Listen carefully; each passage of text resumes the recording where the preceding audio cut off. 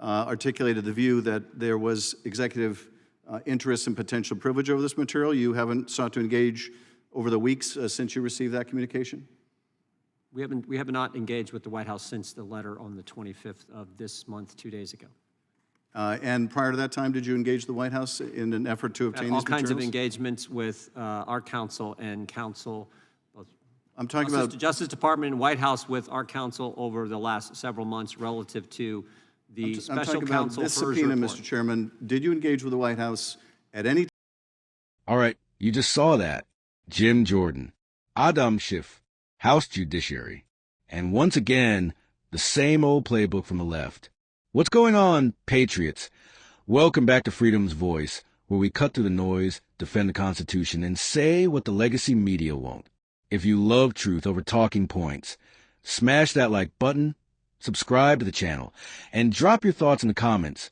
I read them all. White House at any time in the last several weeks since issuing this subpoena, the one you want to hold this witness in contempt for, did you ever engage with the White House in an effort to accommodate, an effort to reach an agreement, an effort to prevent this from having to be litigated? Did you ever write any correspondence, make any call to the White House seeking to engage, seeking to get these materials that you're seeking from the author instead from the White House? Did you ever do that, Mr. Chairman? We're seeking documents from a private individual who I might add tried to destroy the so evidence. I guess the question is, I guess the answer is no. The answer is no. The answer is since 2 days ago, I have not. I'm not asking the question about since 2 days ago, although nothing. That's when they first raised the concern. Nothing prevented you from writing a letter within the last 2 days or reaching out to the White House before this. Now you want me to be clairvoyant and read the White House's mind and write a letter before they tell us something? Nothing prevented you from seeking these materials from the White House. California is known for months, Mr. Chairman.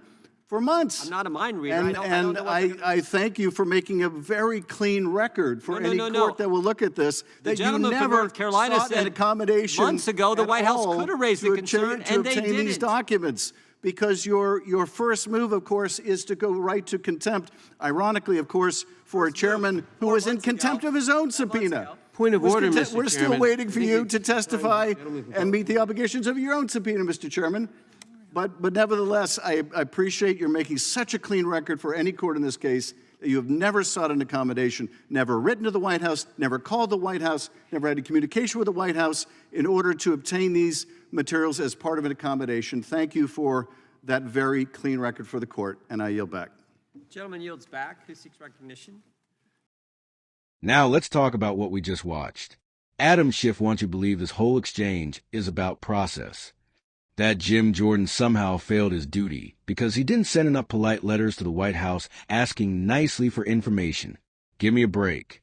Here's what's really happening. The House Judiciary Committee issued a lawful subpoena.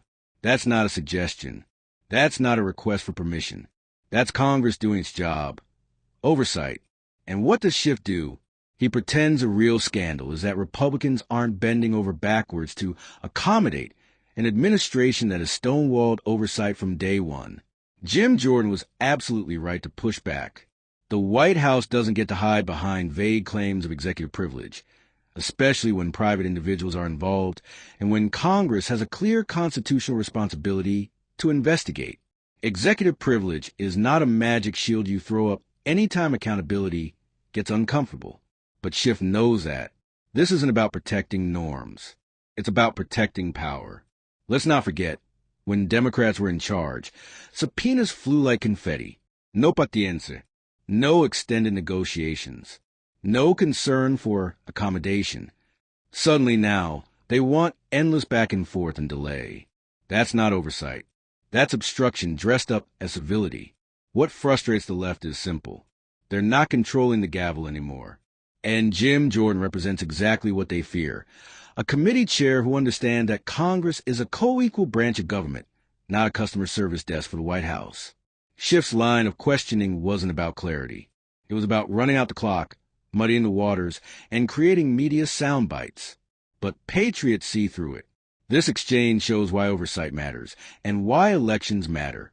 If you believe in transparency, accountability, and a government that answers to people, not the other way around, you're in the right place. Hit like, subscribe to Freedom's Voice, and tell me in the comments, Was Jim Jordan right to stand firm, or should Congress keep playing nice while the White House stalls? I'll see you in the next one. United States.